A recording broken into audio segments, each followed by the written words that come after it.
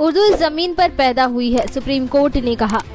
महाराष्ट्र के अकोला जिले में एक केस में सुप्रीम कोर्ट ने उर्दू भाषा को लेकर एक इम्पोर्टेंट डिसीजन लिया। पत्रू की फॉर्मर कॉर्पोरेटर वर्षाताई संजय बगाड़ी ने ऑब्जेक्शन उठाया कि जब म्युनिसिपल ऑफिस के साइन बोर्ड पर उर्दू में लिखा गया था, उन्होंने ये मैटर सुप्रीम कोर्ट तक ले जाया। सुप्रीम कोर्ट की जस्टिस सुधांशु दुलिया और वी.के. विनोद चंद्रन की बेंच ने ये पिटीशन खारिज कर दी और कहा कि भाषा को मजहब से नहीं जोड़ना चाहिए। कोर्ट ने यह भी कहा कि भाषा ना किसी मजहब का हिस्सा होती है और ना ही किसी को रिप्रेजेंट करती है।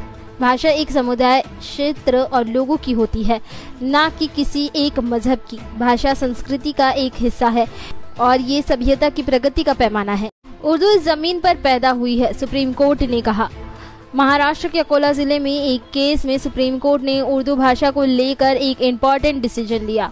पत्रू की फॉर्मर कॉर्पोरेटर वर्षाताई संजय बगाड़ी ने ऑब्जेक्शन उठाया कि जब म्युनिसिपल ऑफिस के साइन बोर्ड पर उर्दू में लिखा गया था, उन्होंने ये मैटर सुप्रीम कोर्ट तक ले जाया।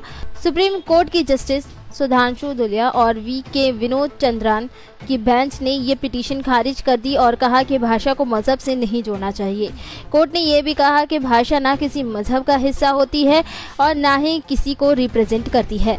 भाषा एक समुदाय, क्षेत्र और लोगों की होती है, ना कि किसी एक मजहब की। भाषा संस्कृति का एक हिस्सा है और ये सभ्यता की प्रगति का पैमाना है। डायमंड कारपेट, हमारे वहाँ गरास, रेलवे वाला कारपेट, विलस्पन कंपनी का पायदान, हेटलोन रेगजिन होलसेल रेट में तमाम अशिया हमारे वहाँ दिए जाती है। हमारा पता याद रखे, सकावत होटल के पीछे, आबिद सोडा के बाजू में, हजार खोली, मालेगांव।